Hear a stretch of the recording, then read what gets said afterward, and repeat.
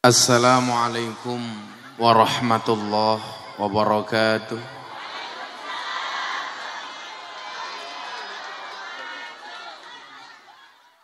Alhamdulillahil qail. A'udzu billahi samil alim minasyaitonir rajim.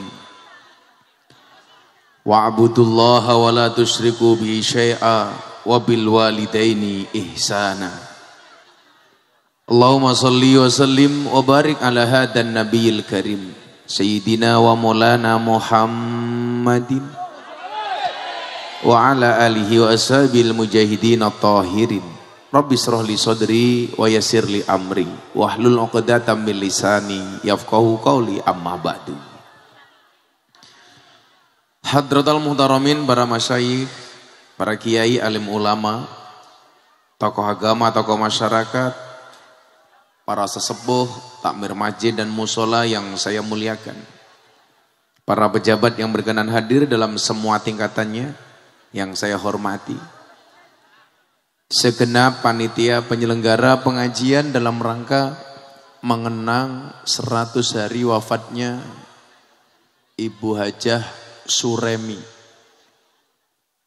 dengan tema perwujudan berbakti kepada orang tua dan meneladani Nabi Muhammad sallallahu alaihi wasallam. Ini suaminya Pak Haji Suryadi beserta dzurriyyah yang saya banggakan. Bapak Ibu kaum muslimin wal muslimat warga Indramayu rahimakumullah.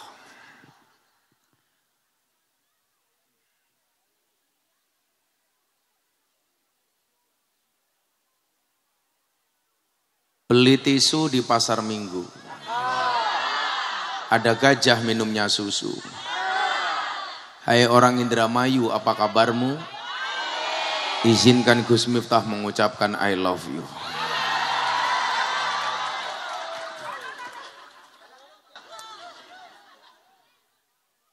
Alhamdulillah, segala puji bagi Allah. Malam hari ini kita dipertemukan dengan sebuah acara yang dikemas dalam rangka birrul walidain kepada almarhumah. Inilah indahnya kita menjadi umat Nabi Muhammad sallallahu alaihi wasallam. Maka ibu bapak yang saya muliakan, Allah itu menciptakan makhluknya ada dua. Ini kalau saya ngomong 1, 2 bahaya ini. Karena habis pemilihan nomor urut calon presiden. Allah itu menciptakan makhluknya itu ada dua. Makhluk hidup dan makhluk mati. Kalau perempuan ini beda. Perempuan itu makhluk spesial. Mampu menghidupkan barang yang mati dan mampu mematikan barang yang hidup.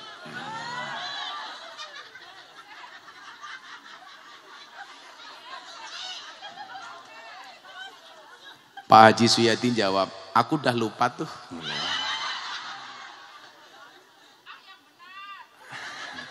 Yang jawab, yang benar itu pasti janda. Iki ngapa maning ya?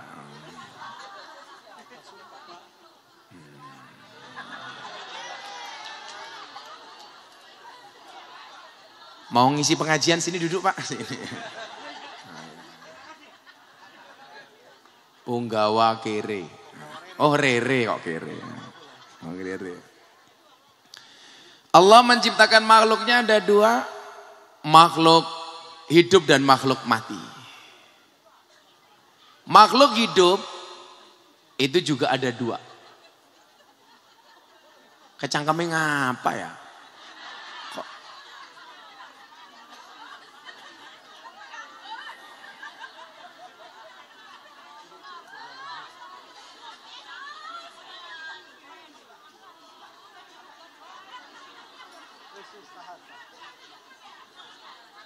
Ini kan saya ngomong 2, kenapa 3?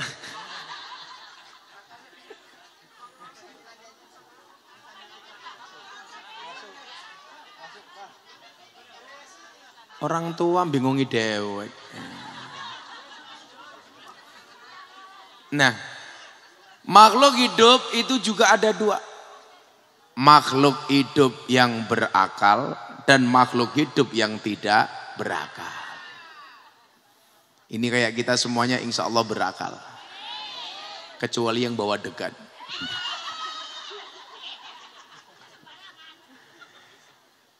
Makhluk yang berakal itu juga ada dua. Berakal yang Islam dan berakal yang tidak Islam. Yang Islam itu juga ada dua. Islamnya yang sekedar Islam dan Islam yang beriman. Makanya tidak semua orang mukmin, tidak, kalau mukmin itu pasti muslim, kalau muslim belum tentu mukmin. Kalau gula itu pasti manis, tidak semua yang manis itu gula. Contohnya aku. Kalau garam itu pasti asin, tapi kalau asin belum tentu garam. Contoh upil. Nggak percaya silakan dicoba. Iman itu juga ada dua. Imannya orang biasa dan imannya para nabi. Beda dong iman kita dengan para nabi, beda. Nabi itu juga ada dua. Nabi yang hanya menjadi nabi dan nabi yang menjadi rasul. Nabi jumlahnya berapa, Bu? Salah. Nabi itu jumlahnya 124.000 nabi. Yang menjadi rasul 3.000. Yang wajib diketahui 25. Apal, Bu? Bohong.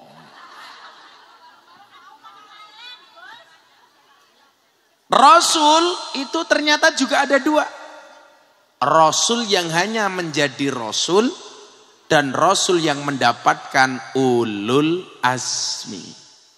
Ulul azmi ada 5. Musa, Ibrahim, Nuh, Isa dan baginda Nabi Muhammad sallallahu alaihi wasallam. 5 nabi yang mendapatkan gelar ulul azmi itu yang bertemu dengan Allah juga cuman 2. 1 Nabi Musa, 2 Nabi Muhammad. Ini 2 orang ini pernah langsung ketemu Allah, Pak. Nabi Musa dan Nabi Muhammad. Bedanya di mana? Sama-sama ketemu dengan Allah tapi konteksnya berbeda. Perbedaan nomor 1. Nabi Musa ketemu dengan Allah, itu yang mengajukan pertemuan adalah Nabi Musa. Sementara Nabi Muhammad ketemu Allah, yang menginginkan pertemuan adalah Allah. Jadi Nabi Musa ingin bertemu, Nabi Muhammad diundang. Nabi Musa mengajukan, Nabi Muhammad diundang. Kalau mau datang sama diundang kira-kira beda apa enggak? Beda. Kalau mau datang sendiri itu biaya sendiri, kalau diundang biasanya disangoni. Begitu Pak Dokter? Gus Miftah mau datang sendiri apa diundang? Diundang. Berarti disangoni. Hanya mengingatkan ya. Aja kelalen.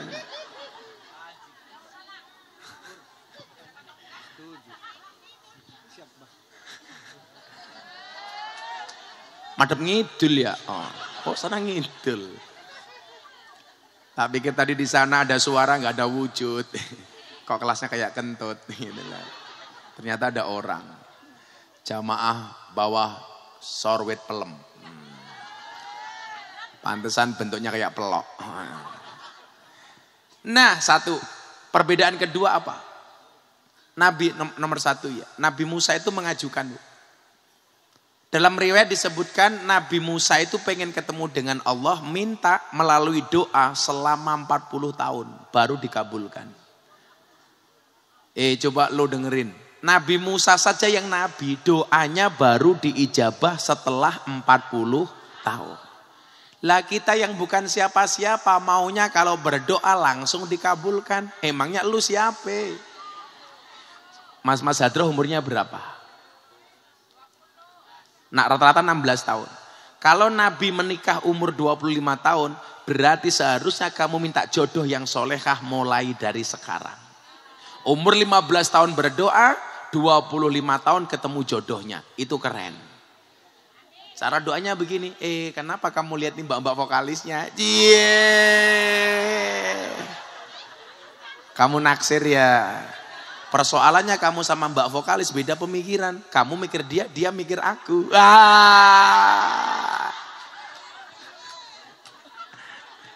Bisa ae. Kamu berdoa, ya Allah, bila vokalis Hadroh itu jodohku, jadikan dia istriku ya Allah. Namun bila dia jodoh orang itu adalah aku ya Allah gitu. Nabi Musa Pak 40 tahun baru diijabah. Kita kok maunya instan, doa langsung dikabulkan, nggak mungkin. Dokter saja menjadi dokter itu prosesnya panjang. Sekolahnya berapa tahun dokter? Kuliahnya 5 tahun. Di Unisula tambah OAS-nya berapa tahun? 2 tahun, 7 tahun. Nanti spesialis tambah lagi 4 tahun. Berarti 11 tahun baru jadi dokter spesialis. Kalau masa yang ketawa-ketawa saya yakin besok spesialis kelamin ini kelihatan. Nah, artinya apa? Kalau doa kita belum dikabulkan jangan marah dulu. Barangkali Allah punya mekanisme tersendiri. Makanya kenapa saya suka bersepeda. Karena bagi saya orang berdoa itu seperti orang bersepeda. Cepat atau lambat pasti sampai tujuan. Maka teruslah berdoa walaupun doa-doamu belum dikabulkan. Karena doa itu yakin dikabulkan. Cuman kalau Anda suka bersepeda, saya ingatkan satu hal. Tetap berhati-hati di jalan. Kenapa? Karena jatuh di aspal tidak seindah jatuh di pelukan mantan. Iya.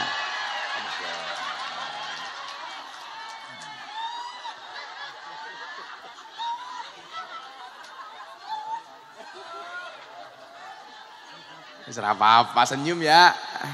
Bar 100 dina ya rabi maning ya.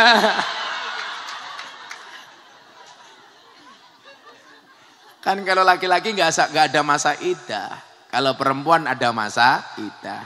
Kalau perempuan kalau laki-laki bebas. Ya kan Indramayu banyak RCTI. Randa cilik turunan Indramayu ya kayak gitu. Pak Suyadi jawab oke. Nah 40 tahun. Makanya kalau kita tuh minta sama Allah belum dikabulkan santai saja. Itu kok belum dikabulkan. Yakin pasti dikabulkan. Saya itu mencatat begini. Kenapa kayak Pak dokter ini harus tetap hormat sama orang tua. Mungkin orang tua kita itu tidak sepandai kita. Mungkin anak itu bisa lebih pintar daripada orang tuanya. Tapi yang perlu Anda ingat satu. Orang tuamu pernah melahirkan orang seperti dirimu, sementara dirimu tidak bisa melahirkan orang seperti orang tuamu. Betul? Makanya anak gak boleh sombong. Orang-orang dulu itu kalau baca doa gak fasih, tapi mustajabah. Orang sekarang kalau doa itu fasih, tapi kadang-kadang gak mustajabah. Bedanya di mana? Bedanya satu. Ad-du'a'u min salimil janan aqrabu minal qabul min fasihil lisan. Doa yang dipanjatkan oleh orang yang hatinya bersih itu lebih cepat dikabulkan daripada orang yang hanya sekedar lisannya fasih. Berarti hati yang bersih itu lebih penting dibandingkan lisan yang fasih. Orang dulu lisannya mungkin gak fasih tetapi hatinya bersih. Orang sekarang lisannya fasih tapi banyak hatinya yang tidak bersih. Makanya Pak Suyadi bisa melahirkan anak menjadi dokter. Dokter gak bisa melahirkan anak seperti Pak Suyadi. Berarti kamu tetap kalah sama bapakmu. Maka kewajibanmu sekarang mencarikan istri lagi untuk bapakmu. Apa-apa. Umurnya bira. Oh baru 65 ya masih bisa begini. Tangannya ini loh tangannya. Apa bedanya saya dengan Pak Suyadi? Bedanya satu. Kalau Gus Miftah seperti tongkat seperti ini. Kalau Pak Suyadi seperti ini. Cangkem ya. Jangan-jangan janda ini. lemes. Gak bahaya tah.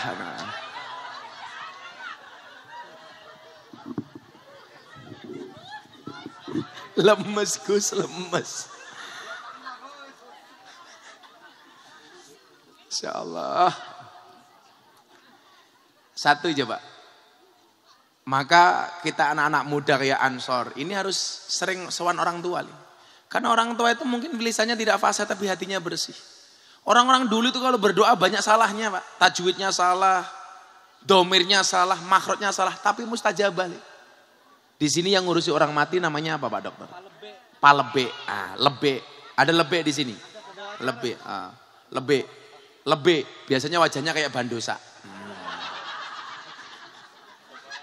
Oh pembawa acara, Lebe ini pembawa acara. Itu mohon maaf, mbah-mbah Lebe zaman dulu itu kalau berdoa banyak yang salah.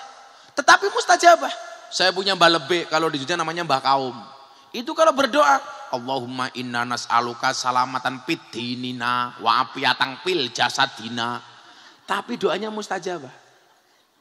Kalau orang-orang sekarang tuh fasih nih. Kalau ngimami fasih, alhamdulillahi rabbil alamin. Orang sekarang, kalau orang dulu coba, alamnya jengal kaidahum fitadlil, kayak gitu. Tapi mustajabah. Nabi Musa berdoa 40 tahun baru dikabulkan. Maka kalau kamu berdoa baru 1-2 hari belum dikabulkan, sabar. Sabar itu pasti indah, sabar itu pasti menyenangkan. Indahnya kapan? Ya sabar saja. Kayak saya ditanya, Gus hidup saya diselimuti masalah, ya bersyukurlah. Bersyukurlah bila hidupmu diselimuti masalah. Berarti kamu masih manusia. Karena kalau diselimuti wijen namanya onde-onde. Kalau Pak Suyadi makan onde-onde, yang paling enak onde-onde yang wijennya ganjil. Nah itu enak. Ngitungnya kepriben. Nah perbedaan kedua apa? Antara Nabi Muhammad dengan Nabi Musa. Perbedaan kedua adalah Nabi Musa ketemu dengan Allah di Bukit Tursina. Nabi Muhammad ketemu dengan Allah di Sidratul Muntaha. Begitu 40 tahun berdoa, Allah kabulkan permintaan Nabi Musa. Allah langsung kirim WA kepada Nabi Musa. Musa, temui aku di Bukit Tursina. Nabi Muhammad di Sidratul Muntaha. Perbedaan ketiga. Nabi Musa ketemu dengan Allah berangkat sendiri. Nabi Muhammad ketemu dengan Allah dikawal malaikat. Nah 3. Beda maning. Yang keempat. Nabi Musa ketemu dengan Allah, sandalnya dicopot. Nabi Muhammad ketemu dengan Allah menggunakan sandal. Jadi Nabi Musa ketemu dengan Allah di Bukit Tursina, pakai sandal, ditegur sama Allah. Musa, copot sandalmu. Kenapa? Kamu bertemu dengan aku di bukit, bukit ini akan menjadi suci. Copot sandalmu. Nabi Muhammad membaca cerita Musa, begitu ketemu dengan Allah, sandalnya dicopot. Allah katakan kepada Muhammad, Nabi Muhammad kekasihku, jangan kamu copot sandalmu. Kenapa? Karena langit pengen diinjak-injak dengan menggunakan sandalmu. Coba, Nabi Muhammad sandalnya saja terhormat. Makanya sekarang kadang-kadang kiai kurang ajar, sandalnya melu munggah panggung.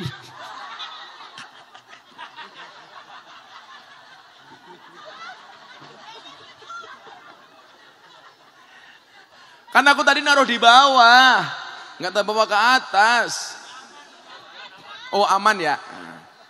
Saya yakin aman, karena yang jaga masnya yang perutnya besar. Wah, Allah. Kamu harus tahu bro, cowok kalau perutnya besar biasanya burungnya kecil. Nggak percaya? Ayo kita sepil. Ya.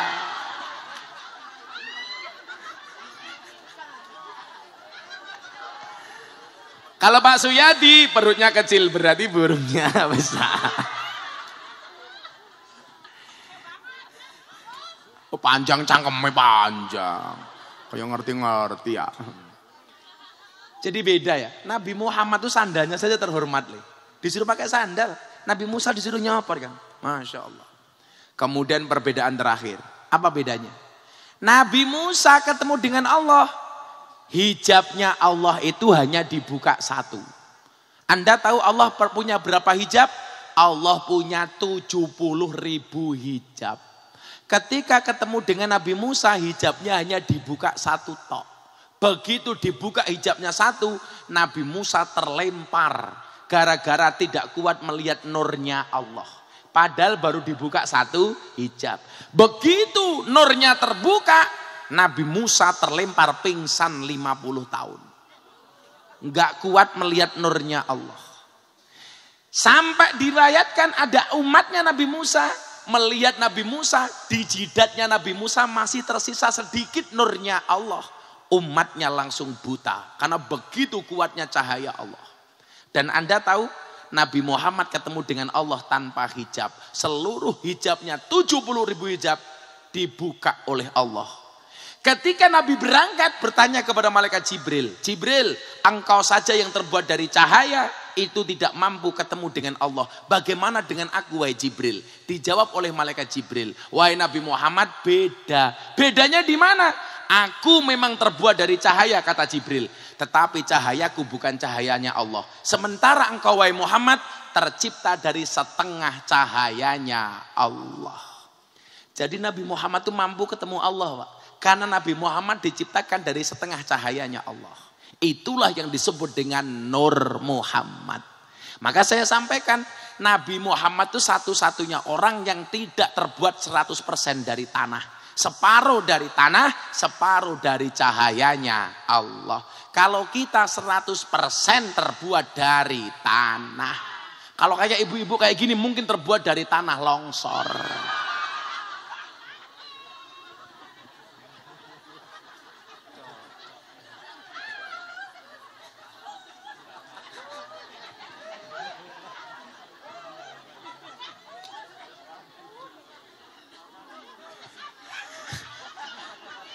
Kalau orangnya suka ngaji kayak Gus Miftah, ya mungkin terbuat dari tanah suci. Kalau orangnya suka marah-marah, mungkin terbuat dari tanah sengketa. Kalau orangnya suka nakut-nakuti, jelas tanah kuburan. Kalau orangnya suka belanja, jelas tanah abang. Kalau dikandani istrinya ngeyel, istri kok dikandani ngeyel, saya curiga jangan-jangan tanah liat.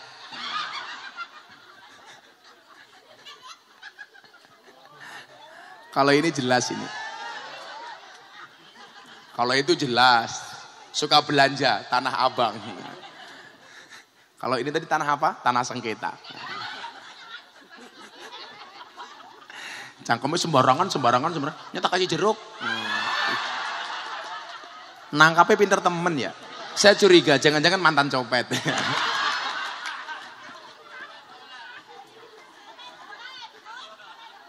Oh pemain bola.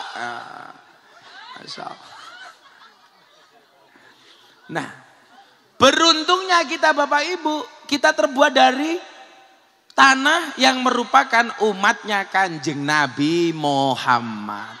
Yang dikatakan umatnya Nabi Muhammad itu sebagai kuntum khaira ummah. Umat terbaik. Dari seluruh umat yang dicipta dari umatnya Nabi Adam sampai umat Nabi Muhammad. Ternyata Allah takdirkan umat Nabi Muhammad ini adalah umat terbaik. Buktinya apa Bapak Ibu? Kembali ke cerita Jibril. Malaikat yang paling bagus bentuknya itu adalah malaikat Jibril. Cara lanang nang gantenge ra umum, cara wedok wayune ora umum. Mas tak tanya, kamu kalau pengen cari istri besok pengen yang awet apa enggak? Kalau pengen yang awet nikahlah dengan istri yang wajahnya jelek. Karena kalau istrimu cantik itu enggak bakal awet, mudanya cantik, tuanya jelek. Tapi kalau kamu menikah dengan gadis yang jelek, mudanya jelek, tuanya tetap jelek. Karena istri yang jelek itu awet jeleknya. Seumur-umur jelek.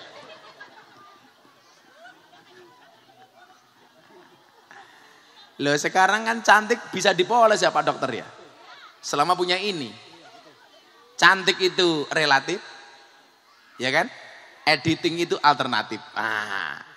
Makanya santai weli. Kalau Mas Hadro, kamu merasa ke wajahmu jelek gampang. Ingat kata Gus Miftah, tutuplah wajah jelekmu dengan bagusnya rekeningmu.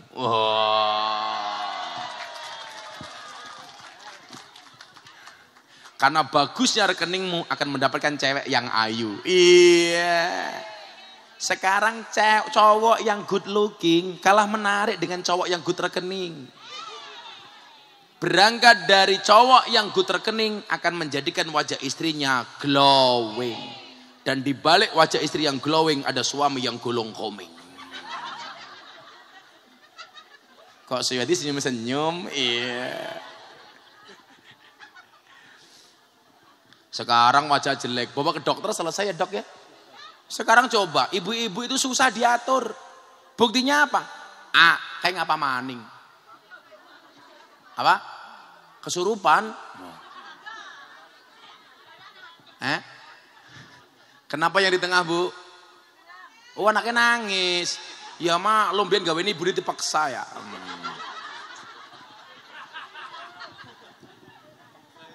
Bu aja dipaksa ya nangis. Allahumma sholli alaih. Sekarang itu apa kan bisa dibuat ya dok. Oi meneng anaknya. Anaknya nangis yang cerewet mbok nih keprimen. Susoni.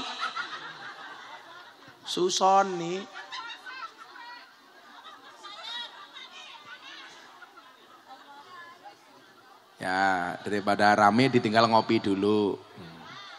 Wow, Pak Suyati ngopi ya. Saya harus ngopi karena hidup itu butuh inspirasi, bukan halusinasi. Iya.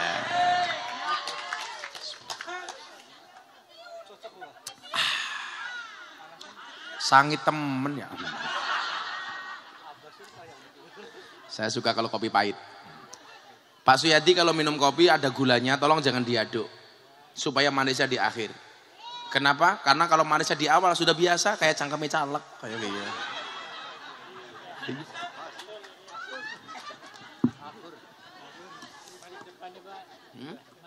Manis di depan tok kayak cangkeme caleg. Akhirnya pahit. Kalau Gus Miftah itu kayak kopi. Pahit sih tapi banyak yang mencintai. Iya. Siapakah yang mencintai? Ibu-ibu dari tanah sengketa.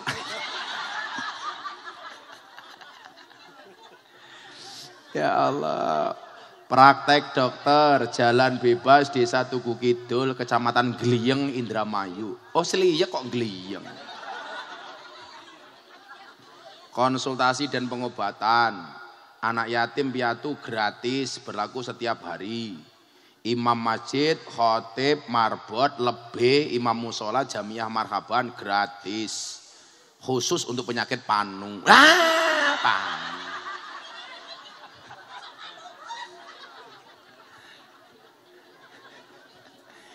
Diobati oleh dokter Mas Ludi Sopriyadi, alumni Unisula. Alumni karo Inyong. Saya sekarang baru kuliah S2 di Unisula. Dokter itu pintar apa goblok? Goblok. Bukti nih tiap orang datang ditanya kan goblok. Dokter itu yang pintar cuma satu, dokter hewan. Orang tahu ditakoni langsung disontek. Iya. Kan langka sapi ditakoni sapi, kue sakit apa? Enggak ada. Kancane nyong dokter nesu, sing goblok wong Islam. Lah keprimen? Wong Islam kayak goblok. Sing ngentut silite ngopo wudu sing dicuci mukane. Saya jawab iya, sama dengan dokter kenapa yang sakit matanya kok yang disuntik bokongnya. Kok matane disuntik. Insyaallah, alhamdulillah. Nah, Ibu Bapak rahimakumullah. Lanjut. Bapak Ibu, para tanah sengketa rahimakumullah. Iki apa ya? Oh, lemper. Ya nggak bisa badok goblok, masa suruh makan begini? Nggak bagus. Lemper. Nah Ibu rahimakumullah, konsekuensi dari umat terbaik itu ya berarti Kita harus menjaga nama baik Kanjeng Nabi. Saya tadi mau cerita malaikat Jibril. Apa bukti Nabi umat Nabi Muhammad itu terbaik? Ibu bapak, malaikat Jibril itu malaikat dengan bentuk ciptaan terbaik. Terbaik. Saking bagusnya, malaikat Jibril berterima kasih kepada Allah. Bagaimana cara malaikat Jibril berterima kasih? Sholat sunnah 2 rakaat, yang 1 rakaatnya dilakukan selama 20.000 tahun. 1 rakaat Pak. Itu malaikat Jibril. 20.000 tahun. 2 rakaat berarti sama dengan 40.000 tahun. Coba. Selesai sholat, Allah katakan kepada malaikat Jibril, Jibril, saya suka dengan sholatmu. Panjangnya, khusyuknya, bagusnya. Tapi wahai Jibril, ketahuilah, besok di akhir zaman akan ada hambaku yang lebih kucintai daripada engkau. Walaupun sholatnya tidak sepanjang sholatmu, sholatnya tidak sekhusyuk sholatmu. Kecang kami ngapa maning?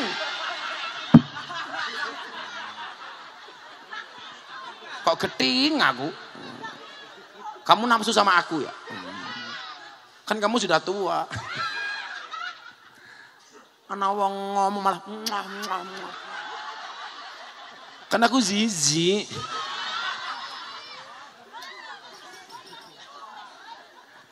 Insyaallah. Shallu ala Nabi Muhammad. Di akhir zaman nanti wahai Jibril, aku akan mencintai satu umat yang mungkin sholatnya tidak sepanjang sholatmu, khusyuknya tidak sekhusyuk sholatmu, sujudnya tidak sepanjang sujudmu. Bahkan banyak di antara mereka yang sholatnya kadang-kadang lupa. Sudah sholat, lupa sudah berapa rakaat. Ada yang seperti itu? Ada. Ciri-cirinya biasanya jilbabnya putih.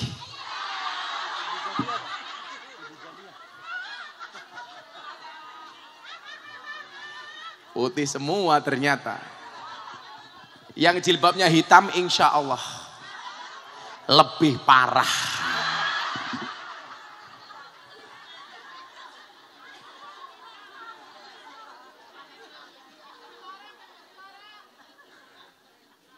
Yang sholatnya tidak sebagus sholatmu, tetapi aku mencintai mereka.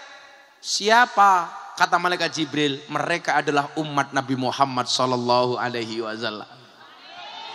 Makanya Anda itu kalau sholat jangan terlalu was-was. Iki sholat inyong kira-kira diterima apa enggak ya? Kalau saya seandainya dikasih informasi oleh malaikat, Miftah sholatmu enggak diterima, saya masih bangga. Kenapa? Karena saya merupakan bagian orang yang ditakdir oleh Allah untuk bisa sujud. Karena banyak orang yang tidak ditakdir oleh Allah sebagai orang yang bisa sujud. Beneran. Kalau ada informasi ditelepon sama malaikat, Miftah, sholatmu gak diterima. Saya masih akan mengatakan Alhamdulillah. Kenapa? Setidaknya saya merupakan bagian dari orang yang pernah melakukan sujud. Karena banyak orang di luar sana yang tidak mampu sujud. Makanya mohon maaf, tolok ukur kita itu sujud, bukan harta benda. Daripada orang dikasih harta benda banyak, ditakdir kaya, tetapi dia tidak ditakdir sebagai ahli sujud. Mendingan kita ditakdir ahli sujud walaupun tidak kaya. Cuman persoalannya cewek sekarang itu yang dilihat bukan sujudnya, tapi mobilnya. Cinta itu memang buta, tetapi cinta bisa membedakan mana mobil, mana sepeda. Wah. Judulnya kalah materi. Kalau yang nyarinya seperti Gus Miftah, oh limited edition. Mantap ya. Kalau yang masih tersedia seperti Suyati. Ya. Persediaan masih ada. Semoga dapat lagi. Amin. Amin loh, amin loh. Jadi dia berharap. Kamu carikanlah daripada menghabiskan sabun. Mandi. Mikir apa ya? Siapa dokter saya bawa 7 janda. Tuh, dibawain 7 janda. Padahal Pak Suyadi sudah begini.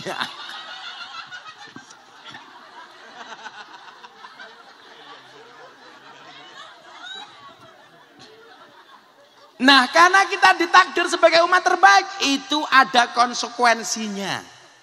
Konsekuensinya apa?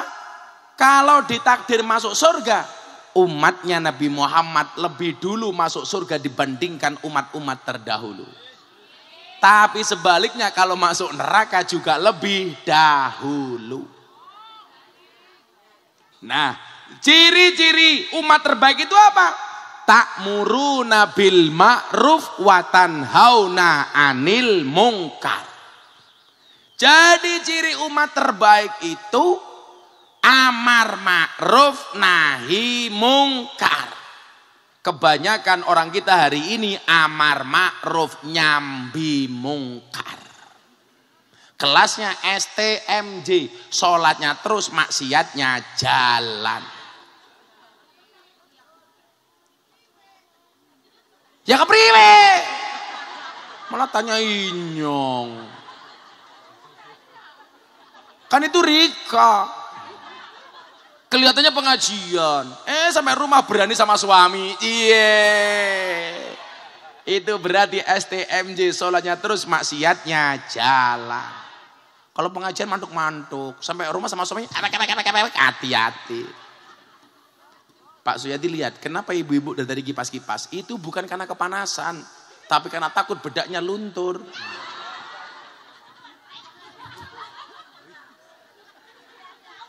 Insyaallah. Ayo, amar ma'ruf nahi munkar itu bagaimana? Saya tak ngopi dulu, ayo adik-adik selawatan. Ayo. Apa? Lagunya yang belum apa? Kok janda dalam kolam? Ya mate ya, gimana? Itu kan lagunya Pak Suyadi. Bila ingin melihat janda di rumah Suyadi. Ya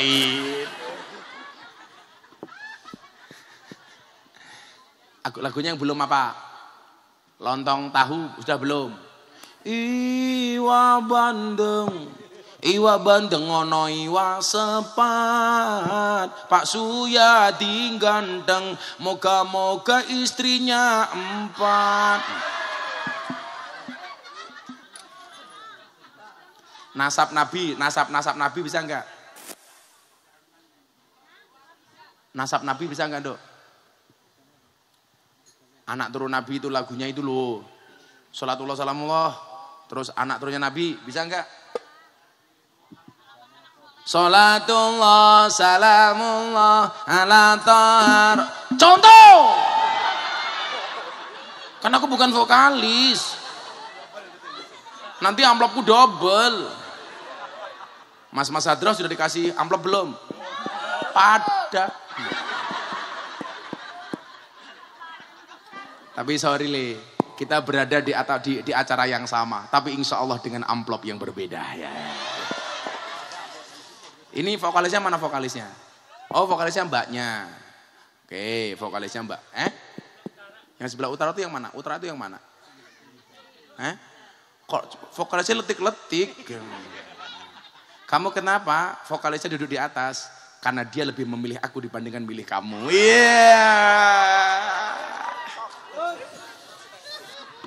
Santai, kalau jodoh pasti ketemu.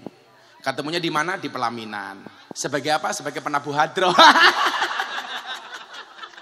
Kasihan temen. Udah nggak usah dipikir. Anak hadroh ingat kata Gus Miftah. Cintamu boleh kandas tapi karirmu harus jelas. Kenapa? Karena karir yang jelas akan mengundang cinta yang berkelas. Wow. Selebeo. Selebeo. Kiu-kiu empuk jeru. Vokalisnya 3 orang ini. Nah, itu yang sana, yang sebelah sana sendiri namanya siapa kamu, Dek? Yang sana, yang sidul, yang kidul. Siapa? Sana yang belah kidul. Sitina. Sikina. Siapa? Sikile siapa? Pakai mic. Oh, karena masih perawan jadi malu-malu pegang mic. Ya. Jadi kalau perawan tuh pegang micnya kayak gini. Kalau janda ya kayak gini ya. Ya beda. Siapa namanya arane? Sitina. Sikina. Sitina. Jeneng kok Sitina keprimen? Kompletnya siapa? Sitina tok. Sitina tok. Ya. Sitinah. Tok. Terus sampingnya siapa yang tengah? Reliana. Siapa? Reliana. Iki ngomong apa kumur-kumur ya. Pelan-pelan, siapa jenenge? Reliana. Leliana. Nah, umurnya berapa Leliana? 16. 16. Tadi Sitinah berapa? Oh 14. Ini satunya siapa? Nabila. Nabila. Matane.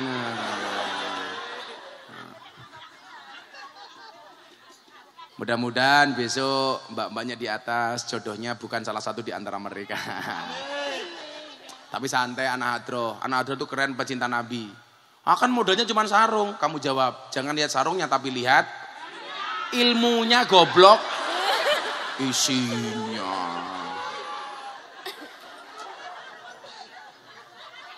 Ayo dok, salatullah, salamullah. Itu bisa kan? Bisa. Nanti kasih uang, tak kasih uang. Kan kiai kaya. Ya kaya kiai ini Prabowo ya. Suke ya. Prabowo nomor pira? Oh nomor 2. Pantesan dari tadi ngajinya 2 mulu. Ayo dok, bisa kan? Kesuwen tak kagak. Rasa suwe-suwe. Tak rabi kapok ya. Hah? Apa? Oh galak-galak. Tapi kan romantis ya. Ayo dok. Ayo anak hadroh. Bisa gak? Kalau gak bisa ganti lagu yang lain. Ngomong jalukmu piye.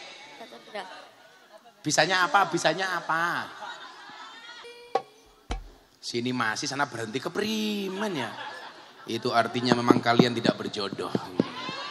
Yang sini masih nyanyi tuh mandek goblok temen ya. Cuit-cuit. Yang undang dangdutan.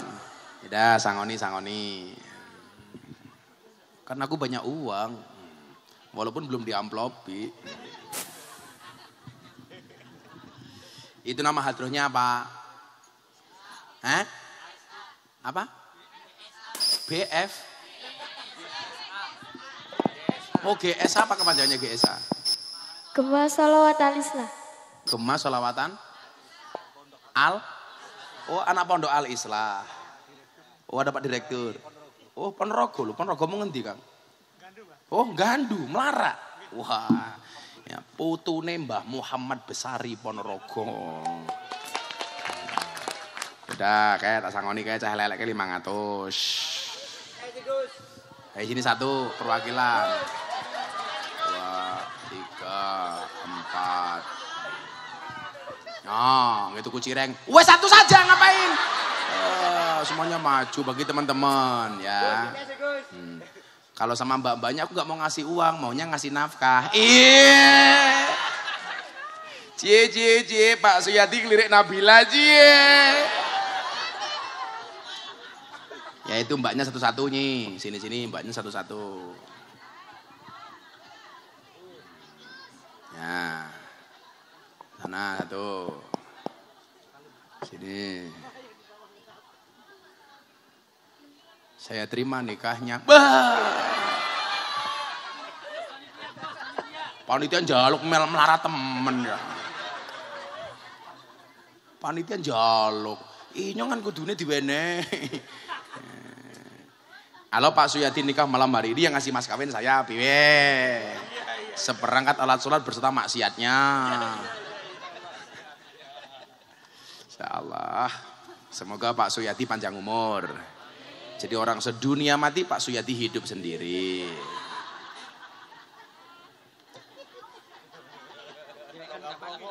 Apa? Dewekan baik. Ya wes tak kasih jimat 1 supaya besok kalau menikah lagi ingat aku. Suyati ngejimat ya. Oh.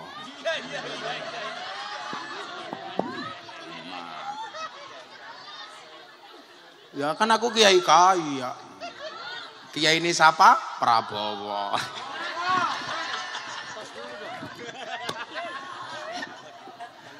Ablune abadi. Abah Hadim itu orang yang sangat cinta sama saya. Tanya Gus Alam. Apa? Jamaah. A'udzubillahi minasyaitonirrajim. Wa ilahukum ilahu wahid la ilaha illa huwa rahmanur rahim. Allahu la ilaha illa, ngusir setan. Ngaji. Jamannya minta dikasih. Emangnya aku cowok apaan? Sabar.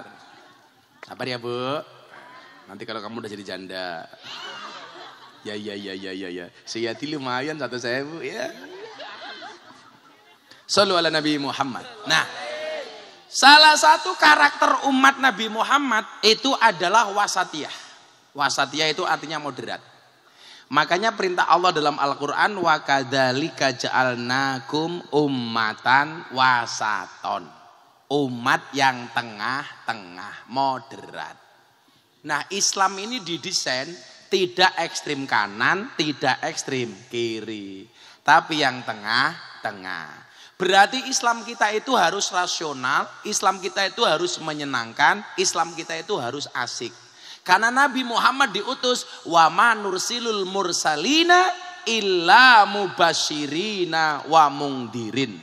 Mubasir itu harus lebih diutamakan daripada mundir. Mubasir itu menyenangkan, mungdirin itu ngasih peringatan. Nah, Islam ala ahlussunnah wal jamaah seperti kita ini Islam yang mubasir. Makanya kemudian semuanya dikemas menyenangkan.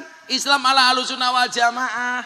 Ana wong sunat ya ana acara walimatul khitan. Ana wong lahiran ya walimatul akikoh. Ada wong rabi ya walimatul ures. Termasuk orang meninggal juga ada caranya, termasuk malam hari ini. Saya sebutkan macam-macam walimah supaya jenengan tahu bahwa walimah itu tidak hanya satu. Nih dengerin, yang belum pernah tahu, tak kasih tahu walimah itu apa saja. Macam-macam walimah. Ada walimah yang disebabkan karena pernikahan, namanya walimatul urs. Saya ini kalau di Jakarta terkenal sebagai ustadz yang sering memberikan nasihat pernikahan kepada para pejabat, artis dan selebritis.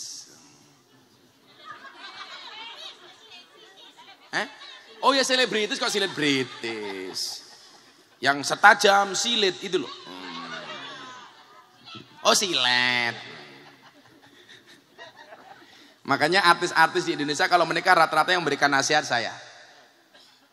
Anang Asanti yang nasihati Gus Miftah. Atta Aurel Gus Miftah. Deddy Corbuzier Sabrina Gus Miftah. Via Valen Gus Miftah. Yeni Inka Gus Miftah. Lesti Kejora Rizky Bilar bukan Gus Miftah. Yang bukan saya. Tapi sekarang ngajinya sama saya. Usung duwe masalah Lesti sing cerewet wong Indramayu. Oh buron, santai saja. Jadi kalau artis-artis itu ngaji sama saya Pak. Nikita Mirzani itu ngaji sama saya. Kamu jangan menghina Nikita Mirzani. Itu cangkemnya cerewet buka aurat tapi sholat. Tapi dia ngaji. Ya gede. Apanya? Ya pahalanya goblok. Masa susune. Keprimen ya. Gak bahaya tah. Itu ngaji sama saya. Nikita Mirzani itu alumni Gontor, Mantingan. Tapi cuman sampai kelas 3 sanawiyah, nggak lulus.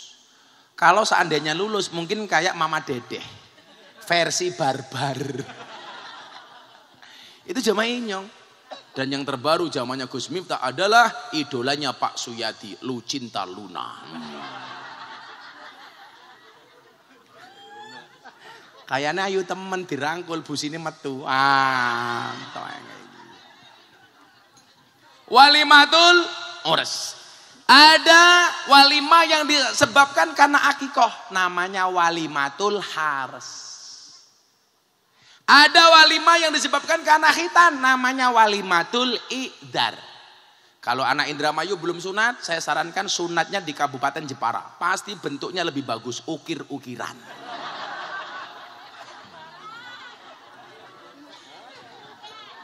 Nyunati juga. Oh gratis tuh, sunatan gratis. Untuk yatim piatu duafa gratis. Jadi walimatul ngetok titit. Litit. Kalau sunatnya di Jepara bentuknya ukir-ukiran. Kalau sunatnya di Indramayu bentuknya kayak pelem. Kalau saya di Lampung, maka bentuknya kayak belalai gajah. Apaan? Wadan takon maning. Besok Anda punya rumah, pindahan rumah selamatan. Namanya walimatul wakiroh. Kalau dokter punya rumah baru diselamati, namanya walimatul wakiroh. Ada lagi walimah jamuan makan. Saat kedatangan musafir, itu namanya walimatun nakim. Walimatun nakim. Kalau walimah yang disebabkan karena musibah, kayak malam hari ini umpamanya karena memperingati 100 hari meninggalnya Ibu Hajah Suremi, itu namanya walimatul wadimah. Ada lagi walimah yang disebabkan karena akad nikah. Jadi bukan urus, kalau urus resepsinya habis akad langsung makan, itu namanya walimatul imlak. Kalau niatnya traktir, Pak Haji Suyadi traktir saya, itu namanya walimatul makdubah. Kalau berangkat haji atau umroh namanya walimatul safar. Itu beda-beda. Yang belum berangkat haji, saya doakan mudah-mudahan segera dipanggil oleh Allah.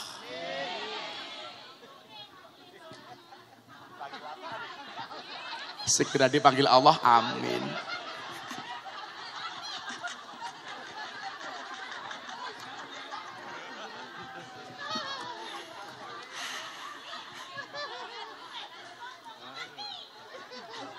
Berarti bentar lagi Anda mati. Segera dipanggil oleh Allah untuk ziarah Makkah Madinah. Lah walimah itu asal katanya, mohon maaf artinya, itu diundang untuk makan enak. Jadi kalau ada undangan walimah berarti diundang untuk makan enak. Dan kalau kita diundang walimah itu wajib datang. Idza da'a ahadukum ilal walimah falyatiha. Kalau kamu diundang untuk mendatangi walimah, maka kamu harus datang. Terutama undangan orang miskin. Tapi Anda lebih senang mendatangi undangan orang kaya. Betul?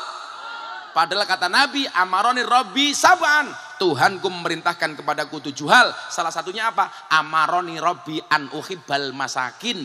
Tuhanku memerintahkan kepadaku untuk mencintai orang miskin. Tapi nyatane di Indramayu, kalau ada undangan sama, jamnya sama, harinya sama, tanggalnya sama. Yang satu yang ngundang orang kaya, yang satu yang ngundang orang miskin. Kira-kira datang kepada yang kaya apa yang miskin?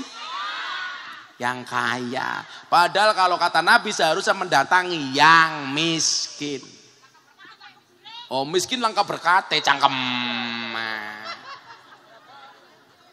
Langka berkate. Bapak NU Ibu Muslimat. Boyang kenceng. Bapak NU Ibu sing ngongkon sapa? Belum. Mentang-mentang dikasih 500.000. Baru ngetes cangkeme jamiah. Bapak NU Ibu Kakang Ansor.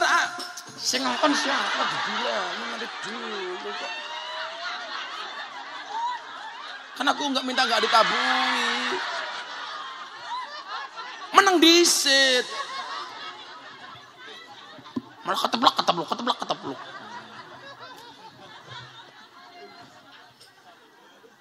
Sabar ya Allah.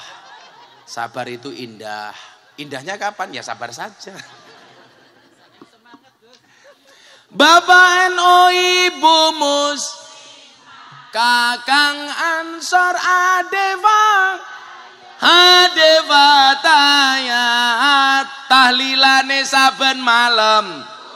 Mulai talilan pada gawa rahmat Bu.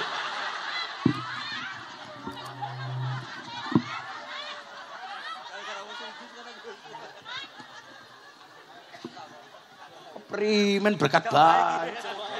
Saya dipikir badokan tok. Pantesan lemu-lemu. Contohnya siapa? Kie.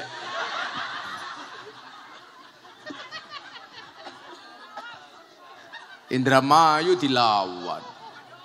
Kalau orang dulu itu banyak sakit karena kurang makan, orang sekarang banyak sakit karena kebanyakan makan. Maka wetenge gede, manuke cilik. Ora percaya, ayo dideleng bareng-bareng.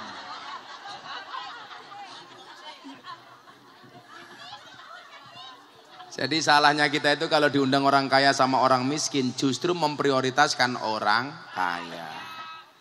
Saya itu punya pengalaman, Bu. Saya mau berangkat ngaji ke Palembang di pedalaman, kurang seminggu. Saya ditelepon sama ajudannya Kapolri. Gus, Pak Kapolri minta maulid Nabi tanggal sekian. Oh nggak bisa Jenderal, kenapa? Saya mau pengajian di pelosok Palembang karena ketinggal kurang seminggu tok. Kalau masih kurang sebulan mungkin bisa saya reschedule. Kalau kurang seminggu kasihan. Gak apa-apa Gus, bla bla bla bla bla, nggak bisa. Saya tuh gak berani membatalkan jadwal kok kurang dari seminggu. Karena saya paham kalau kurang seminggu panitia pasti sudah persiapan, wis DP tenda, sound system, macem-macem. Kalau orang kaya yang saya batalkan, mereka bisa bikin pengajian kapanpun karena uangnya banyak. Tapi kalau orang miskin, Mbak, kalau bikin acara sudah diwangi golek duit, kiai ini ora teka. Kok tak perkosa kapok loh ya. Malah aku nafsu. Tak santet meteng kowe. Meteng atas nama Suyati. Prioritaskan orang miskin. Nah, salah satu bentuk penghargaan kita kepada orang yang sudah meninggal ini tadi walimatul ma'dubah. Walimatul ma'dubah itu walimah yang diakibatkan karena musibah. Musibahnya itu bisa 100 hari yang lalu, kok hari ini makan-makan, itu namanya walimatul ma'dubah. Yang pahalanya itu bisa ditujukan kepada almarhumah. Kita bacakan hadis Pak Dokter. Ja'a rajulun ilan Nabi sallallahu alaihi wasallam. Telah datang seorang laki-laki kepada Nabi Muhammad sallallahu alaihi wasallam. Faqala, kemudian dia berkata, "Ya Rasulullah, wahai Kanjeng Nabi, inna ummi qad matat, ibu saya telah meninggal. Afa yang fa'uha ing tasaddaqtu anha, apakah ada manfaatnya kalau saya sedekah atas nama ibu saya?" Qala, Nabi bersabda, "Na'am, hooh tenan." Berarti malam hari ini semua pengeluaran Pak Dokter dan Pak Suyadi diniatkan untuk almarhumah Hajah Suremi, itu menjadi kebaikan untuk Hajah Suremi. Maka saya yakin hari ini Hajah Suremi akan semakin bahagia kalau nyangoni kiainya semakin banyak.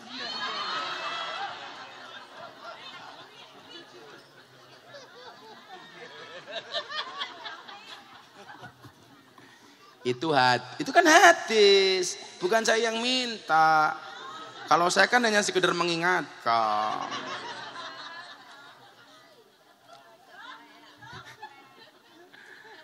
Nah, hal-hal apa saja yang kemudian perlu diperhatikan dari orang tua yang sudah meninggal?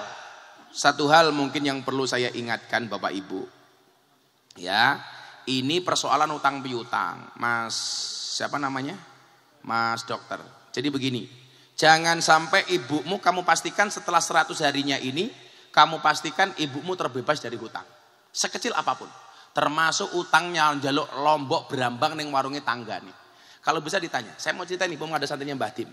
Mbah Dim Kendal. Mbah Dim Kendal itu orang yang istimewa. Beliau orang yang sangat mencintai saya. Mbah Dim itu sebelum meninggal, warung-warung di depan pondok semuanya didatangi. Apakah Mbah Dim punya utang? Enggak. Tapi Mbah Dim bertanya kepada semua warung, ada enggak santri saya yang punya utang? Sebelum beliau meninggal, semua utang santri di warung depan pondok dibayari sama Mbah Dim. Itu Mbah Dim. Jadi sebelum meninggal Pak, warung-warung didatangi semua. Santri ini Inyong ada yang punya utang enggak? Oh ada Mbah. Berapa? Inyong bayar semuanya. Itulah bedanya dengan kita. Mbah Dim mau meninggal bayari utangnya orang lain, kita mati meninggalkan utang. Iya bener. Saya ingatkan soal utang ya Bapak Ibu. Supaya keluarga ini kalau ada orang tuanya meninggal, tolong diperhatikan betul masalah utang piutang hak Bani Adam. Saya bacakan satu hadis persoalan utang. Fidaini dalam masalah utang. Walladzi nafsu Muhammadin biyadihi. Demi zat yang Allah menggenggam jiwa Muhammad. Lau anna rajulan kutila fi sabilillah. Kalau seandainya seseorang itu mati fisabilillah, matinya fisabilillah loh, bukan mati sembarangan, mati fisabilillah. Termasuk ini, Bapak Ibu saya, kok baru pengajian niat tholabul ilmi mati, itu matinya fisabilillah. Umpamanya tukang syuting, mati kesetrum, itu fisabilillah.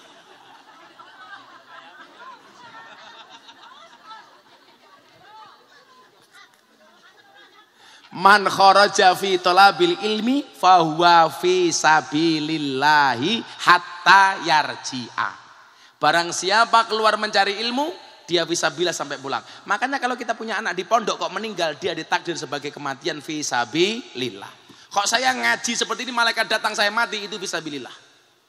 Paling hanya diumumkan di Masjid Indramayu, inna lillahi wa inna ilaihi raji'un. Telah meninggal dunia dengan tenang Haji Suyati umpama.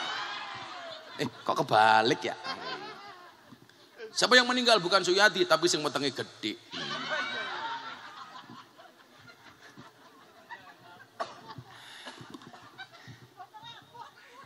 Lau anna rajulan, kalau seandainya seorang laki-laki qutila fi sabilillah, dia mati dalam keadaan fi sabilillah. Summa asa, kemudian dia hidup lagi. Coba dengerin, mati hidup lagi. Matinya fisabilillah kemudian hidup lagi.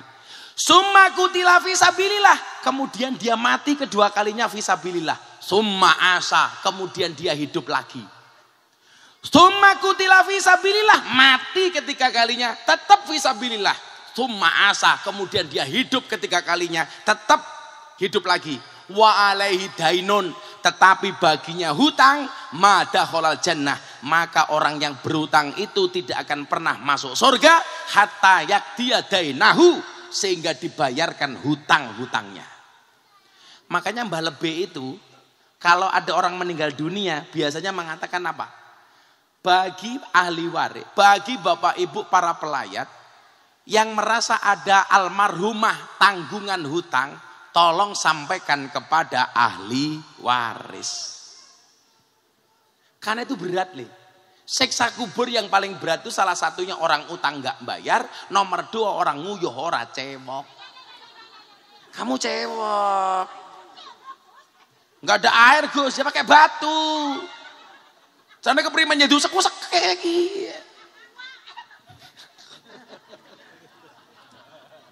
Saya kemarin di Jakarta salah kencing, Pak. Saya salah masuk kamar mandinya perempuan. Untungnya nggak ada cewek. Begitu saya keluar ketemu ibu-ibu diprotes. Anda tahu nggak? Kan saya pakai masker, saya nggak buka masker. Ini untuk cewek. Kenapa Anda masuk? Langsung saya jawab, ini juga untuk cewek, Bu. Saya bilang begitu.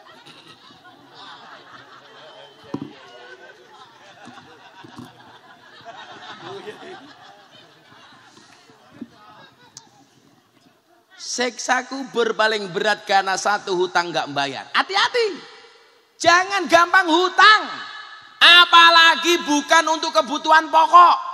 Hutang Anda untuk beli motor, naudzubillah min dzalik. Kalau hutang hanya untuk kebutuhan makan masih bisa dimaklumi. Mungkin kalau warga daerah sini belas ya sama sekali nggak punya beras, ngomong Pak Dokter. Kalau cuma beras pasti dikasih, betul Pak Dokter? Atau malam hari ini nggak punya beras ngacung, tak kasih uang.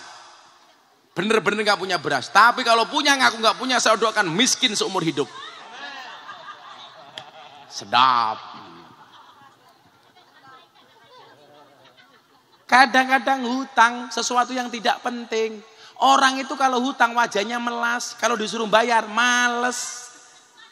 Kalau hutang wajahnya lebih manis dibandingkan madu, tapi kalau ditagih lebih menakutkan dibandingkan Israel. Betul? Hutang itu menjadikan saudara jadi musuh, dekat jadi jauh. Jamaah jadi musuh. Kalau datang ke pondok, Gus, Pak Kiai, bla bla bla bla, saya nggak pernah mau ngutangi. Mendingan saya nyumbang semampunya. Karena kalau sudah utang nggak kuat bayar, biasanya nggak mau datang ke pondok lagi. Makanya Nduk, kamu besok kalau mau dinikahi sama cowok, tanya punya hutang apa enggak. Loh iya, nggak usah minta mas kawin yang banyak-banyak. Yang penting calon suamimu nggak punya hutang. Baru nikah mati. Akhirnya kamu sebagai istri mewarisi hutangnya. Makanya kamu kalau nikah cari orang seperti aku.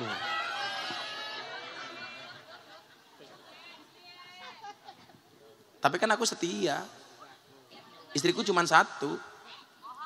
Hoak matane, hoak. Siapa sih ngomong hoak tadi? Alhamdulillah 3 tentang siji. Masih ada cadangan, santai aja. Masih ada 2 lagi. Kita akhiri pengajian kita malam hari ini. Ora urun cerewet. Sampai jam berapa pengajiannya?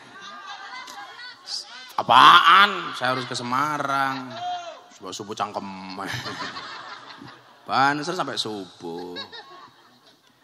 Yang penting sehat ya. Saya itu jarang di rumah. Kemarin pas pulang istri malah men. Ya Allah. Aduh, malah ke Indramayu terkenal jandanya. Janda itu macam-macam. Ada jahe, janda herang. Ada jablay, janda minta dibelai. Ada jalak, janda galak. Yang paling banyak rojali, rombongan janda liar. Itulah yang dicari oleh Pak Suyadi.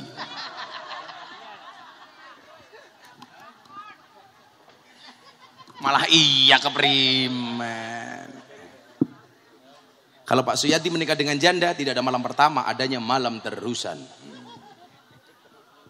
Wis tahu. Lanjut. Saya mau ngaji sampai jam 11 kurang seperempat. Nanti 15 menit transit, jam 11 pulang. Oke, udah. Saya tuh gak pernah transit. Karena saya menghormati Pak Dokter sama Pak Suyadi, saya transit gak apa-apa. Kurang mana. Yang ngundang dewek. Jamiah numpang.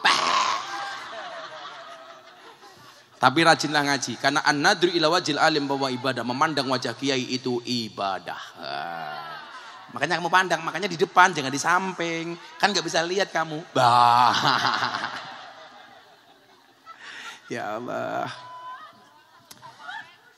Hah? Bisa baik? Ya kan aku ganteng. Emangnya Suyati? Ya apa-apa 1.000.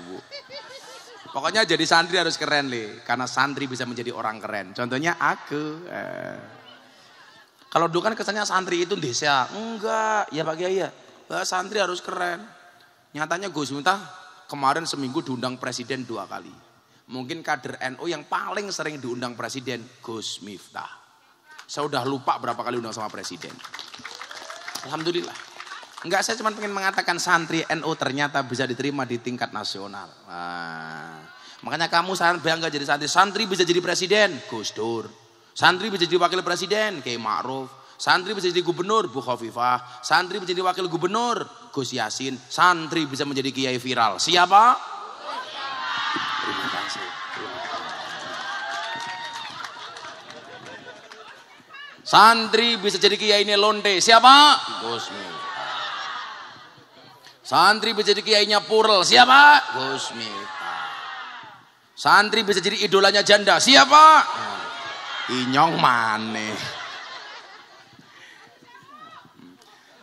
1.000. Dia pengen mengatakan beli tikus di dalam kardus supaya silaturahmi tidak terputus, minta dong 100 ya. Dasar janda. Masa cuma 100? Lumayan. Janda semakin di depan. Apa kewajiban anak terhadap orang tua? Ini Pak Dokter. Dengerin. Yang pertama, menghormati dan memenuhi hak-hak kedua orang tua. Disampaikan oleh Allah dalam surat Al-Isra ayat 23, wa qada rabbuka alla ta'budu illa iyyah wa bil walidaini ihsana. Jadi gini, kenapa anak itu harus berbuat baik dengan kedua orang tua? Coba Pak Dokter, kita sekarang timbang. Apakah mampu anak itu bisa membalas kebaikan orang tua? Ini sebagai muhasabah kita Bapak Ibu. Anak itu egois. Coba Anda dengarkan betul. Orang tua punya rumah, anak dengan bangganya mengatakan, ini rumahku. Tapi gantian anak punya rumah, orang tua nggak boleh ngaku-ngaku. Betul? Orang tua punya mobil, anak mengatakan, ini mobilku. Tapi begitu gantian anak punya mobil, orang tua nggak boleh ngaku-ngaku. Orang tua punya anak 10, sabar ngurusi anak, memelihara anak. Anaknya jam 2 malam bangun lapar, orang tua sabar nyuapin anak. Betul?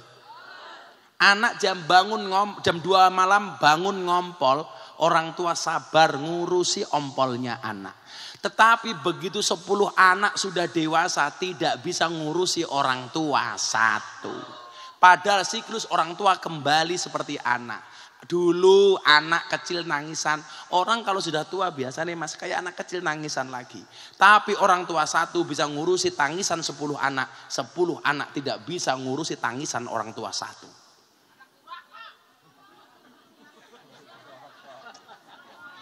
Cangkeme anak durhaka, padahal cangkeme dewek.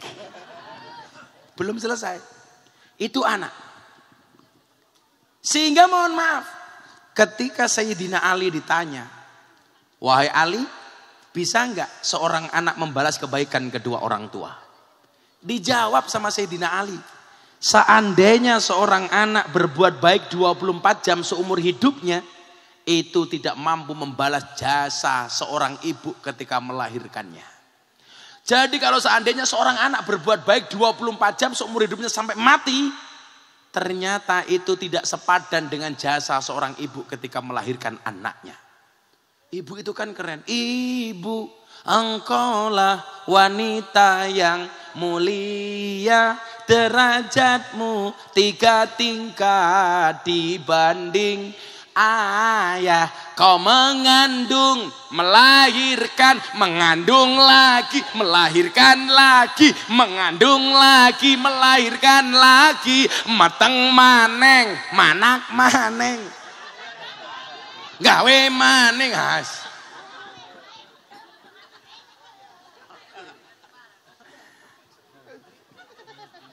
Itu kerennya seorang istri.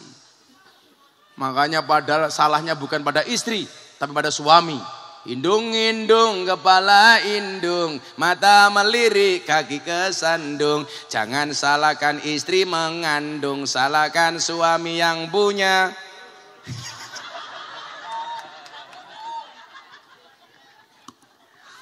Itu perempuan. Maka ketika Nabi ditanya, wahai Nabi, siapa yang harus kami hormati?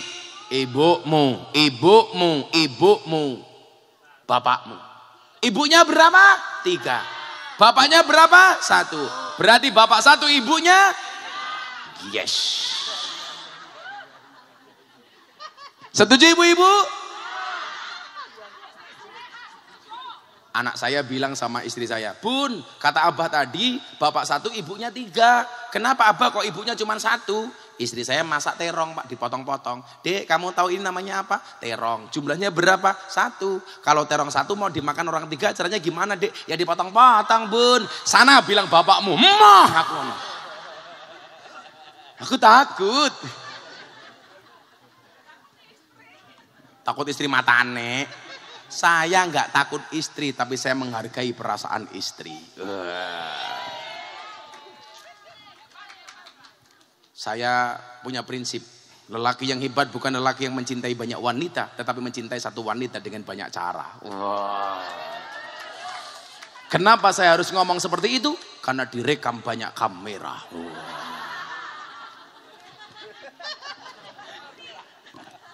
Konangan bojone nyong modar ya. Ya, delik-delik ya. Nikah itu kan ibadah. Ibadah itu paling bagus dilakukan secara sembunyi-sembunyi.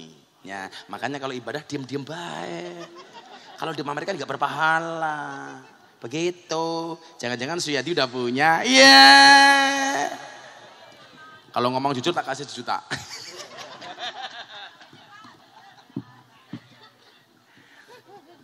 Tapi insya Allah kita setia ya Pak ya. Saya nggak mungkin menikah lagi kecuali ada takdirnya. Loh, Kalau ada takdir, mana bisa saya melawan takdir? Kalau nggak ada takdir, ya saya menciptakan takdir saya sendiri. Enggak, saya setia. Saya kalau mau ngaji gini, istri di rumah seminggu 2 minggu tak tinggali ATM. Tapi tidak saya kasih nomor PIN-nya.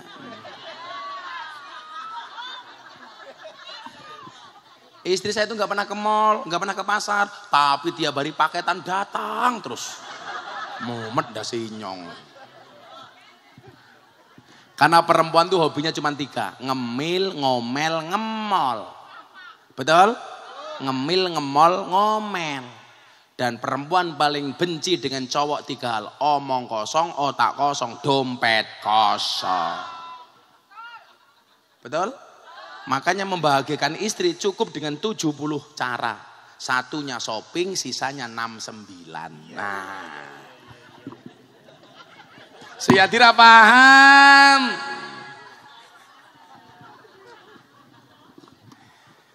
Nah, wa qadara rabbuka alla ta'budu illa iyyah wa bil walidaini ihsana.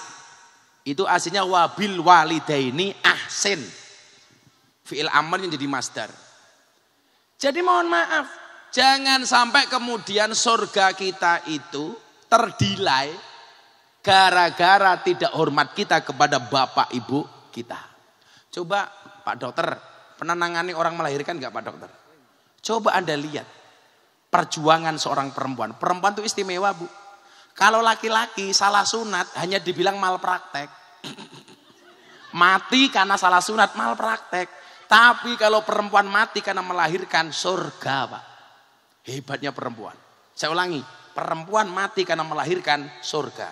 Laki-laki mati karena sunat malpraktek. Kan keren perempuan ya. Coba perempuan itu Masya Allah. Wa wasainal insana biwalidayhi hamalathu ummuhu wahnan ala wahnin. Perempuan itu hamilnya saja jihad. Coba kamu bayangkan anak-anak santri. Ibumu itu loh. Dulu sebelum menikah dengan bapakmu. Badannya masih bagus kayak si Tina, kayak Nabila. Begitu hamil. Ya Allah. Melentong kabeh.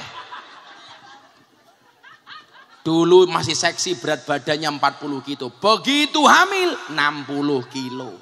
Naik 15 sampai 20 kilo. Padahal orang hamil itu nggak enak le. Tidur mengkurap ora bisa. Melumah kayak pelampung.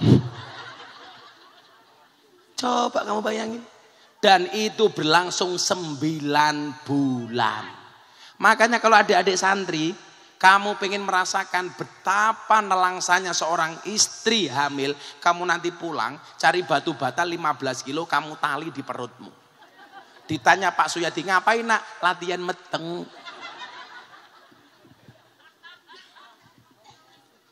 Coba.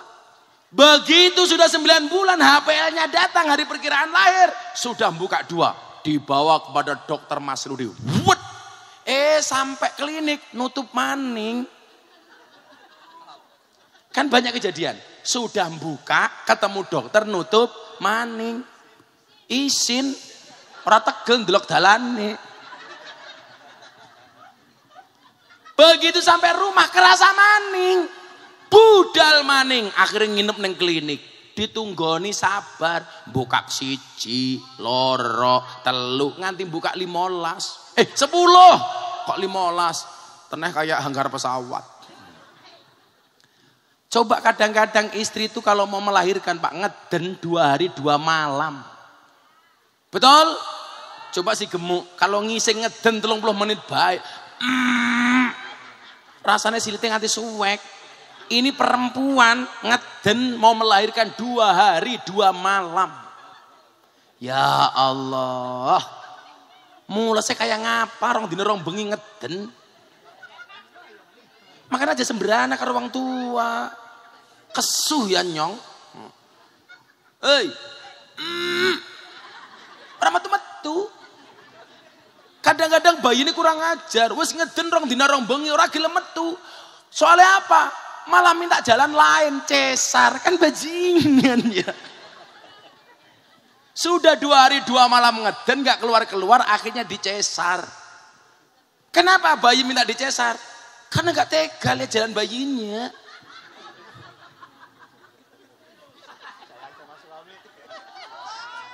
Karena dia pengertian sama bapaknya supaya jalannya tidak hancur.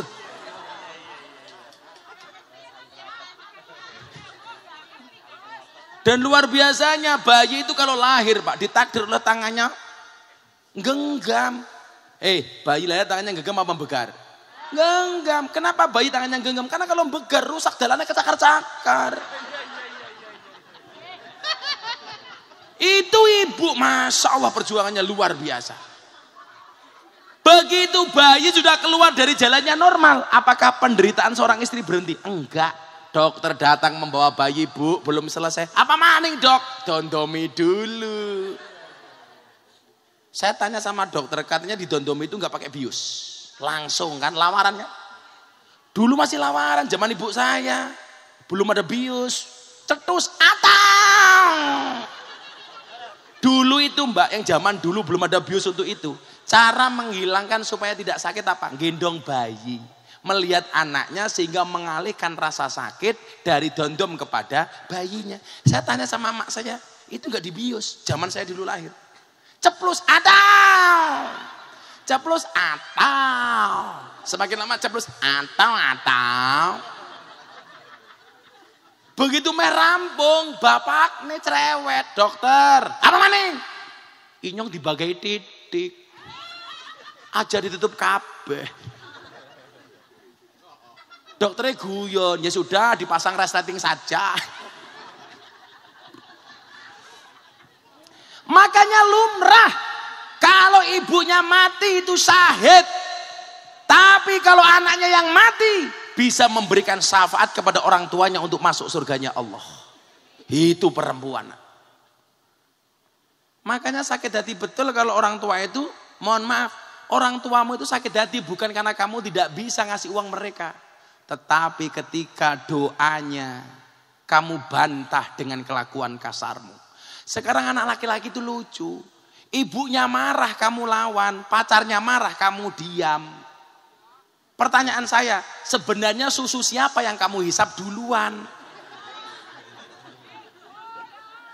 Fakta aneh Kiai. Iya Kiai ya. Ibunya marah dilawan, pacarnya marah kamu diam. Pertanyaan saya, sebenarnya susu siapa yang kamu hisap duluan? Kalau terjadi seperti itu, mohon maaf, kamu menikah dengan istrimu, saya pastikan hubunganmu dengan ibumu pasti tidak akan baik-baik saja. Apa bedanya anak cewek seperti Mbak Nabila Sitina dengan cowok santri seperti ini? Beda nih. Ketaatan seorang anak perempuan berhenti kepada orang tuanya di saat dia menikah. Karena dia harus lebih taat kepada suaminya.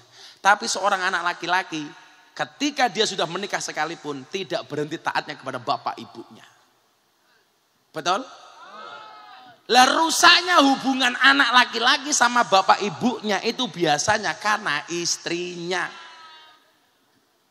Suaminya mau ngasih uang sama ibunya, istrinya cerewet. Kono dikasih terus.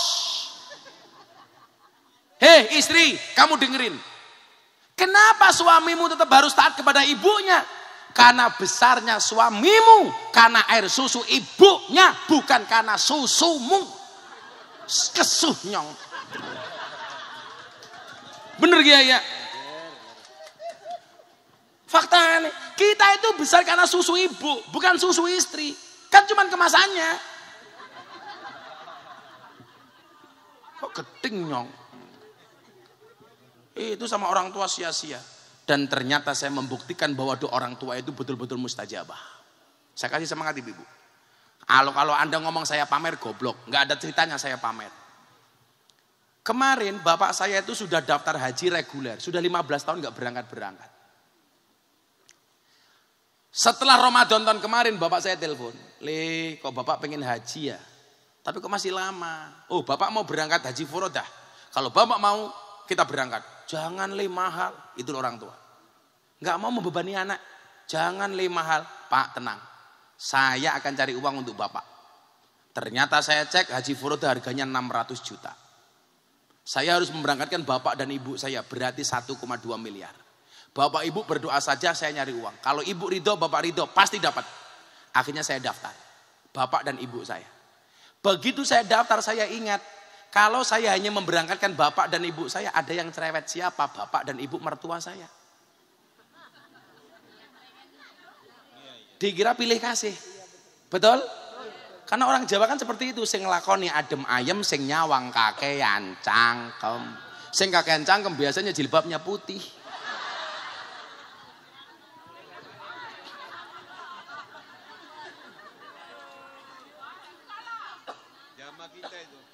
Untungnya Kiai, istri saya cuma satu. Jadi bapak ibu mertua juga cuma satu. Coba kalau 4 mate. 8 bro. Itulah hikmahnya punya istri cuma satu. Akhirnya saya daftarkan bapak ibu mertua saya. Berarti saya harus cari uang 2,4 miliar. Istri saya bilang, "Bah, masa nggak ada yang derek ke?" Ya udah istri sekalian berangkat. Berarti saya harus menyiapkan uang 3 miliar. Saya daftarkan mereka berlima, bapak ibu mertua sama istri. Allah adil. Allah nggak membiarkan bapak ibu saya berangkat sendiri. Saya ditelepon sama Raffi Ahmad. "Gus, kita mau berangkat haji Run Entertainment, saya Nagita dan karyawan. Tapi saya pengen haji saya ditemani sama Gus Miftah." Akhirnya saya bisa berangkat haji dibayari sama Raffi Ahmad. Itu cara Allah nih. Saya bayari keluarga saya 5 orang, haji saya dibayari Raffi Ahmad. Delalah Raffi Ahmad visanya nggak keluar, saya berangkat, Raffi nggak jadi berangkat.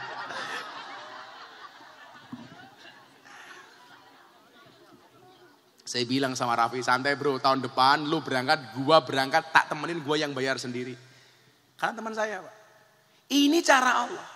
Saya bayar 3 miliar, saya dibayari sama Raffi 600 juta. Allah langsung balas kontan. Baru mau pulang saya sampai transit di Oman. Saya dapat pekerjaan senilai 3 miliar. Langsung Allah ganti kontan saya pulang haji. Ini doa orang tua. Kalau Anda mengatakan, "Gus minta pamer," Anda salah. Bukan kelas saya lagi untuk pamer. Tetapi untuk memotivasi Anda semua. Bahwa ternyata apa? Doa orang tua itu mustajabah. Maka salah satu da'watin mustajabun, satu da'watil madlum, doanya orang terdolimi. Makanya kalau saya dibully sama orang, saya diem. Karena orang didolimi itu doanya mustajabah. Dan mungkin kader NU yang paling sering dibully orang itu Gus Miftah. Ngaji di klub malam, dibully. Ngaji sama londe, dibully. Deddy Corbuzier masuk Islam, dibully. Ceramah di gereja, dibully. Saya itu ceramah di gereja, yang salah satu yang membela saya Abah Tim. "Lanjutkan le, Abah nggak mampu, kamu yang mampu le, Abah Tim." Saya dibilang sama orang Indonesia, "Dasar Miftah kafir." Saya jawab, "Hurra masalah, sahadat maning."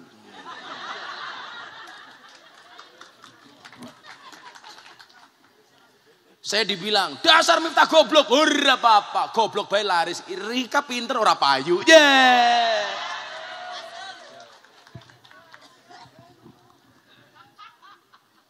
Kalau Anda dibully diam. Dakwatul madlum mustajabun. Doa orang dizalimi itu mustajabah. Maka hari ini Anda pendukung capres, yang saya ingatkan satu, dukung capresmu, sampaikan kebaikannya, sampaikan programnya, jangan pernah menjelek-jelekkan capres lain. Capres yang kamu jelek-jelekkan malah doanya mustajabah. Betul? Kita tuh boleh Pak. Mendukung capres itu bagi saya harus kiai itu. Supaya capres itu tidak dikelilingi oleh orang jelek. Makanya kiai harus ngawal. Kalau kiai nggak mau ngawal, akhirnya capres akan dikawal oleh orang-orang jelek. Caranya bagaimana? Sampaikan programnya, sampaikan kebaikannya, jangan jelek-jelekan. Makanya ketika Pak Prabowo dijelek, "Dasar Pak Prabowo kakinya pincang." Santai, Pak Prabowo kakinya pincang karena berjuang. Sementara kita kakinya normal, nggak pernah berjuang. Enggak usah jelek-jelekan. Anda senang sama Mas Ganjar, silakan sampaikan kebaikan Mas Ganjar. Anda senang sama Mas Anies, sampaikan kebaikan Mas Anies. Enggak usah menjelekkan calon lain. Setuju, Bu? Saya bilang sama pendukungnya Mas Prabowo yang seperti saya, enggak boleh menjelekkan. Ini pesta demokrasi. Pesta itu harus menyenangkan, bukan menakutkan. Caranya bagaimana? Happy. Karena politik secukupnya, persaudaraan selamanya. Tapi memang di Indonesia yang paling susah dinasehati itu ada 3. 1 Fir'aun, 2 orang yang jatuh cinta, 3 pendukung capres. Angel temen tuturane. Kalau saya dari awal, saya suka dengan Mas Prabowo, nggak boleh menjelekkan yang lain. Haram menjelek-jelekkan. Karena bagaimanapun kita saudara. Jadi tetap berbuat baik untuk ibumu. Hari ini beliau bangga melihat orang segini banyak mendoakan ibumu. Wa anna hadayal ahya lil amwat ad-du'a wal istighfar. Karena hadiah orang hidup kepada yang mati adalah doa dan istighfar. Kalau itu kamu kasih kepada mereka, wa idalahiqatuhu kanat ahabba ilaihi minad dunya wa ma fiha. Doa yang kamu kirimkan untuk ibumu itu lebih disukai daripada dunia seisinya. Kamu kirim Fortuner ibumu, kamu kirim uang 1 miliar, tapi untuk ibuku Hajah Suremi Al-Fatihah, dia akan full senyum. Terima kasih Mas Ludi, saya kangen sama yang badannya gemuk, tolong segera nyusul, kayak gitu.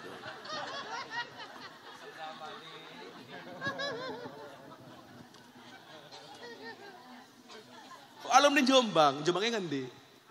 Oh Tebu Ireng, santrine Gus Solah. Anaknya Gus Solah itu kawan saya perjuangan, Gus Ipang Wahid. Di dunia ini yang paling saya idolakan salah satunya adalah Gus Dur. Orang itu yang matanya tidak bisa melihat tapi hatinya terang cuma 2. Gus Dur sama si buta dari Gua Hantu. Anda tahu siapa yang digendong sama si buta dari Gua Hantu? Nah ini orangnya. Masya Allah. Mudah-mudahan yang dilakukan oleh Pak Mas Ludi dan keluarga diijabah oleh Allah Subhanahu wa taala. Ibu Hajah Suremi desainnya full senyum mendapatkan doa dari kita semuanya. Untuk Hajah Suremi Al-Fatihah.